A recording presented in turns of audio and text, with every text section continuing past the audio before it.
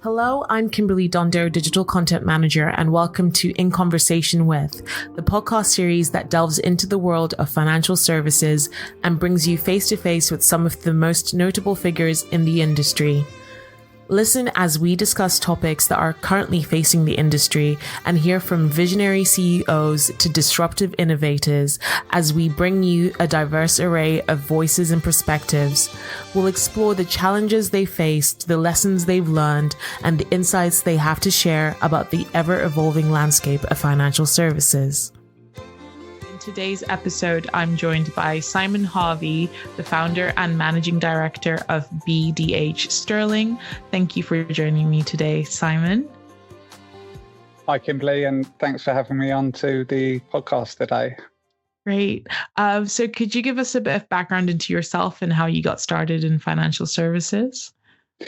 Yeah, so like most people, I kind of fell into financial planning. I'd initially got a job at Legal & General, working in their corporate pensions division, and figured out from there I was dealing with financial planners quite a bit, and figured out from there that I'd rather be on the other side of the fence. So that my qualifications, FPC 1, 2 and 3 back in those days, and qualified as a financial planner. Once I'd qualified as a planner, made the move to a small boutique financial planning firm. Okay.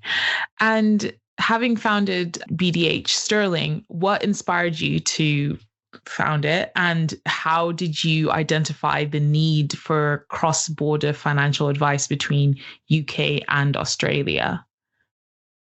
Yeah, so in between qualifying as a financial planner and taking my first role at a financial planning firm, I'd spent a year traveling around Australia and had really enjoyed my time there, and have kind of always had a longer term kind of plan to try and find my way back to Australia. And when I came back, an opportunity came up to interview at a boutique firm that was offering advice to people moving to Australia. And I interviewed for a role there and a role at a large bank. And I thought, the Australian opportunity really was quite interesting and something quite different. And I thought, this sounds like a good fit for me. So I can't really take the credit in terms of identifying the opportunity, because this chap who'd been working down in Australia as a planner had identified the need for cross-border advice, and he'd come back and started this firm in the UK. And this was about 30 years ago he did that, and could see that there was a real need for advice in this area, and they delivered a good service because they were giving people advice on how to structure their assets and unwind their affairs as they made the move from the UK to Australia.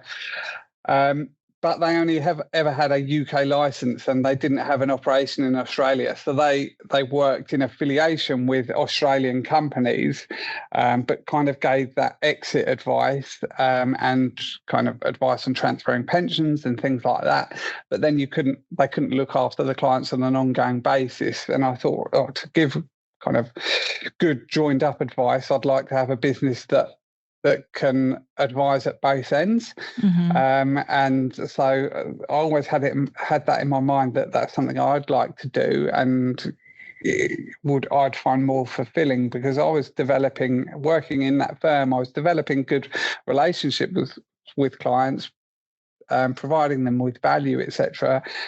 But it was quite transactional, because you'd help them for a period of time and then you'd hand them off to the Australian firms. And I thought to be more fulfilling, I'd like to look after, for it to be a more fulfilling role, I'd like to look after my clients on a longer term basis.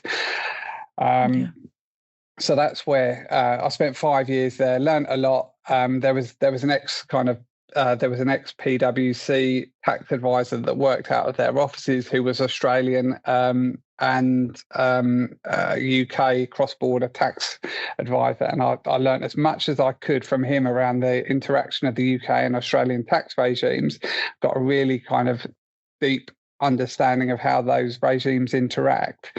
And that gave me the kind of competence to go and give that cross-border advice myself, and I guess the confidence to set up our own kind of operation with the intent of covering both ends. Yeah, that's pretty great. But I can imagine there are regulatory challenges. So advising across two jurisdictions means dealing with two regulators. So what are the biggest regulatory challenges, and how do you ensure compliance in both markets? Yeah, that is one of the biggest challenges for sure. There's obviously two sets of evolving rules to keep abreast of, and I can imagine it's a bit of a headache.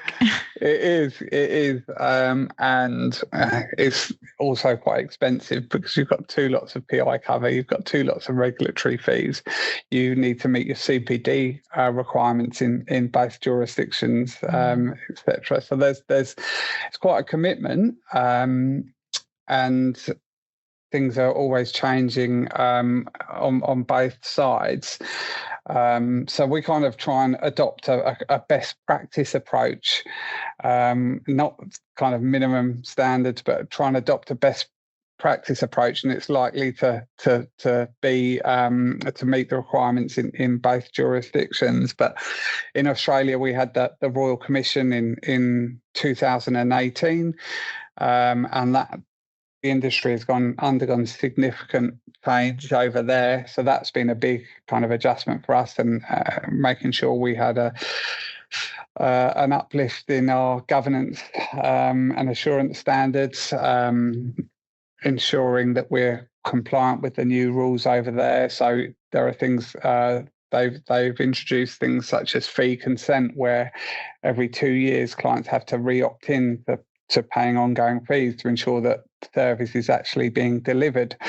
And that was a big it's quite an administrative challenge to go through that process and ensure that you're compliant with that process. But it does mean that clients are getting it does ensure clients are getting ongoing service, and if they're not, your fees have to be refunded.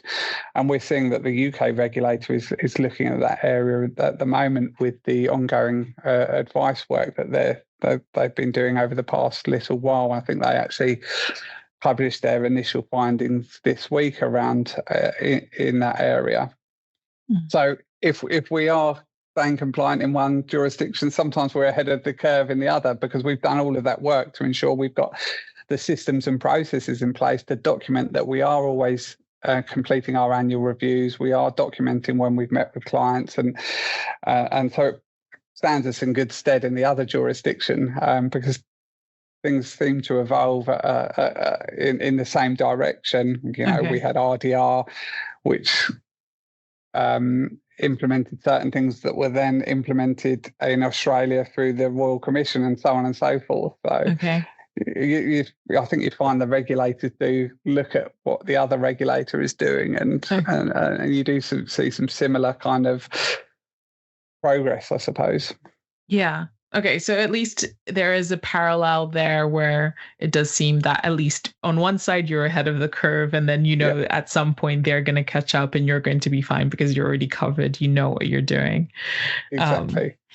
And you might have some Australian counterparts coming to you and asking for some guidance. Yeah. So what are some key financial planning considerations for individuals moving between the UK and Australia? Are there any common pitfalls advisors should be aware of? Yeah, so what works in the UK doesn't necessarily work in Australia, and vice versa. So if you look at ISAs, for example, they're not tax efficient in Australia. Australia, if you're on a permanent visa in Australia, you will be taxed on your worldwide income, and the ATO will look straight through that ISA wrapper and tax you on the income or any gains within the ISA. So we often see people that are pitch up in Australia continue with a UK planner, say, the UK planners rebalancing that portfolio. The gains aren't getting declared in Australia necessarily. The gains will be measured in Australian dollar terms. Okay. So you can have unrealized currency gains that come into play as well. And then when they do make the decision to say, right, yeah, we're definitely going to stay in Australia, then they get serious about their financial planning, and then they might start to look to unwind their UK affairs to find out that they've got to go back and refile their Australian tax returns for the past 4 years because they've not disclosed any of these gains on their ISAs, for example. So that's a kind of common thing we see. It's a nightmare. Yeah. But if you do plan ahead, there are plenty of opportunities. There are some kind of opportunities that arise when you move between the two jurisdictions. We'd obviously always advocate planning ahead, but you've got so much to think about when you're moving between countries. People are thinking about getting their visa first. They're thinking about sorting their removals, they're moving their currency across, etc. And the financial planning tends to be lower down the list. And people often only engage with us once they're well settled in Australia and know that they're going to make that their permanent home. But the earlier the better in my mind. Yeah, I have to admit, I don't think I moved when I was a child here, and I don't think it was on my parents' list to think about financial planning. Yeah. And I think later on they did regret it. And I moved in my 20s. I knew it wasn't going to be a permanent move, but I was in Korea. And once I found out, I was working there for a couple of years, and I found out that their pension plan isn't, they don't have I can't remember the term for it, but where my pension is still sitting in Korea, I can't bring it over here. Whereas I believe Australians can, because they have that deal between Korea and Australia where once you finish your contract, you can cash it out and take it with you back home. But mine is still sitting, and I have to go and claim it at some point when I'm in my 60s, which am I going to do that? I don't think so. But if I had been aware of that, I don't know, maybe I would have been able to figure something out. So it should definitely be at the top of most people's list, but unfortunately they just don't think about it. And to be honest, if you do go to Australia on a temporary visa initially, you won't be taxed on your foreign investment income. So you do get some grace if you're in a temporary visa initially. So if you're going down there on a working holiday visa or a temporary visa, you might be okay. But at the very latest, it's a permanent. If you're switching to permanent residency, or if you're going if you've got PR from outset, then it's well worth getting that advice. And there's also plenty of opportunities as well in terms of things like pensions, etc. That if you do plan ahead, you can maximise those opportunities. Okay, and that was actually going to be my next question. What are the financial opportunities for people from the UK moving to Australia, or vice versa? So there are opportunities around, say, the sale of a business. So if you're selling a business and wanting to retire overseas, you can sell the business post departure from the UK. And if you're outside of the UK for at least 5 complete UK tax years, there'll be no UK CGT on the sale potentially. And that's really quite attractive now with the kind of limits that are placed on business asset disposal relief and also the increase to CGT rates. So there are opportunities there around sale of business, pension funding. Australia works in kind of in reverse of the UK system in that you're concessionally tax pre-retirement, and then at retirement everything's tax-free. Whereas in the UK we're tax-free growth and tax-free contributions on the way in, but then obviously taxed on the way out. So if you put money into a UK pension, get tax relief, transfer it to Australia, you can access it out the back end tax free. So it works really well to fund a UK pension and then move it to Australia. So that's something we do a lot of. And it's quite attractive to move your fund over there. Okay. And how do pension transfers and tax considerations differ between the two countries? And what should advisors focus on when helping clients to plan for a retirement abroad? Yeah. So to transfer a UK fund to Australia, the transfer needs to be made to a QROPS, a qualifying recognised overseas pension scheme. So, and there's only one public offer fund in Australia that has QROPS status and can accept transfers. So that's one option, and you can only transfer once you reach age 55. Okay. And then from that point on, you can transfer within contribution limits, and it might take a period of time if you've got a particularly large fund. But because you can access it at the back end tax-free in Australia, it's well worth going through that process, even though it is complex. In addition to the public offer fund, you can set something up called a self-managed superannuation fund, which is similar to a UK SIP, and has a wide range of investment options. And you can apply for each self-managed superannuation fund has its own individual trust deed, and it tends to be, say, husband and wife or two spouses that set up the fund together, apply to the ATO for to be a superannuation fund, and then they can apply to HMRC to be eligible to or to be recognised to receive UK transfers. And so that's something we do for a lot of our clients, is set up self-managed superannuation funds and run those schemes for them, and that enables them to receive their transfers from the UK. And then we do the ongoing kind of reporting back to HMRC on the fund, and the ongoing tax returns to the ATO. So we've kind of set our whole business up to meet the kind of specific needs that our target clients will have around pensions and cross foreign currency investments, etc. Going the other way, you can't actually transfer Aussie super into a UK pension, so you're limited to accessing it at once you meet a condition of release.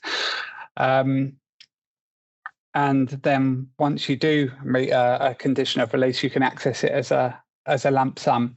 But there are certain tax reliefs that you can take advantage of to minimise the tax on withdrawal, and so we can advise on that area as well. And it's quite a niche area, so your typical planner wouldn't be aware of the reliefs that you can make use of to ensure that you're not paying too much tax on those withdrawals. And what has been some of the biggest challenges in scaling bdhSterling, and what advice would you give to other advisors looking to grow their firms? Yeah, so client acquisition has never really been a struggle for us, because what we do is so niche, and we've got we've got some really clear differentiators that do attract a lot of new business. So that's never really been our challenge. Our challenge has probably been around operational efficiency and in delivering the service, cross-border service, because you're dealing with the difference. UK. The time difference is a big challenge. But we can't easily use kind of off-the-shelf tech that's designed for either the UK or Australian market, because what we do is so niche. So a UK financial planning CRM doesn't really work for us, and we've had to develop our own kind of tech in-house, which has been quite a big financial commitment, but now meets our needs. And because we haven't been able to use off-the-shelf tech, things like having automated workflows and being able to leverage those kind of systems, that has been a challenge. But we've put a lot of time and effort into that, and we're kind of getting there with our systems and processes. And we've got 50 of us now across the UK and Australian business. So it's really, really important as you grow that you've got those processes really bedded down, and as you have more people into the business, so that your service standards aren't dipping. So that's been a real kind of focus for us over the past few years, and making sure we've got some real consistency and rigor around the way we deliver our advice. Would you ever consider expanding to another country? Yeah, it's I think you learn running a cross-border financial planning business. You learn certain things that you could then apply to new jurisdictions. So it's something we would definitely consider. And when we did set up BDH, we were open to advising people, UK expats living globally, but we had that real deep domain expertise in the interaction of the UK and Australian market specifically, and that enabled us to differentiate in that area, because we had a real high level of technical competence. So we decided to kind of double down and just do more of the same, but just keep trying to do it better and better. So focus on the UK and Australian segment. And what I wouldn't want to do is try and be across kind of multiple jurisdictions and not do it as well, because I know there are planning firms out there that will work with clients globally, but I think that's incredibly difficult to do, to be across, say, the US tax regime, the tax regimes in say the Middle East and Europe, etc., and be across all of it, because if you're not across it to a sufficient level, that's where mistakes can get made, and you put the business at risk. So I would, if we do move into new territories, it would probably be quite limited in terms of not trying to be all things to all people, and making sure we really specialize in the areas that we do deal with. Yeah. But jumping off of that, I wonder if you've seen an increase in interest from other advisors that you may have come across, or other firms, for cross-border financial advice, especially post-COVID, in a world where people seem to be more mobile, and in terms of where they're working, they're more mobile. So is that, do you see that demand growing? Yeah, I do see it growing, and I do see, even from a product provider perspective, I see the options for clients shrinking as well, because post Brexit and the EU, UK leaving the EU, less and less providers are willing to work with overseas clients. So I see it becoming more of a kind of niche space where to operate in that area, or effectively as a planner, you need to understand the range of products that are available. You need to understand the tax regime. So I see it as a growing market, but I see it as an increasingly specialized market. So there's a big opportunity there for sure. And I think you've just got to look at the movement of people from the UK. I think we had 9,500 millionaires expected to leave the UK in 2024. There's a report, the Henley report, that tracks that, and I think we were only second to China globally in the number of millionaires that had left a country. And I think there's a lot of people moving to the Middle East, to Dubai and so on at the moment. So I think there's a big opportunity there. I think there's demand there for advice, but I think it is you do need to specialize in that area to do it effectively. Yeah, definitely. And looking back over the past 15 years, what are the biggest lessons that you've learned from building BDH, and what advice would you give to advisors considering specializing in cross-border financial planning? Yeah, it's hard work.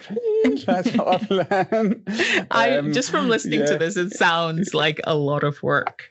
Yeah, it is. But it's also been rewarding in that we've been able to achieve some really strong organic growth by niching in a specific area and really having being able to differentiate from our competition. So that for us it's been a good move. I've said it throughout the call, but I think for us, really focusing in an area and having a deep technical competence in that area has worked well for us, and not trying to do too much, learning to say no to opportunities that are attractive, but we might not necessarily have the time and focus to be able to do it properly. So focusing in a specific area and doing it really well has been the biggest lesson I've probably learned. And that's served us really well, I think. Having the opportunity to work between the UK and Australia, that's been great from a personal perspective. I went and lived in Australia when we were setting the business up over there, when I'm planning to move back there again. So that's been great from a kind of lifestyle perspective, and it's given myself and my family that opportunity, which has been great. And we've helped a lot of people that have made the move from the UK to Australia as financial planners and sponsored them into Australia and enabled them to transfer their skills across. So that's been really rewarding, actually, that we can offer that opportunity to our staff to make that move. So that's been great. Having said that, the time difference between the UK and Australia does make it quite challenging, and I spend a lot of my mornings on calls to Australia, which is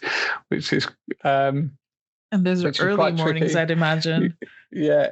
So maybe next time I'd think about two jurisdictions that are a bit closer together. But then you wouldn't get the difference in seasons. So if you decided, for the first half of the year, I'm going to work from Australia, their summertime, and then you can come back to the UK when it's summertime here.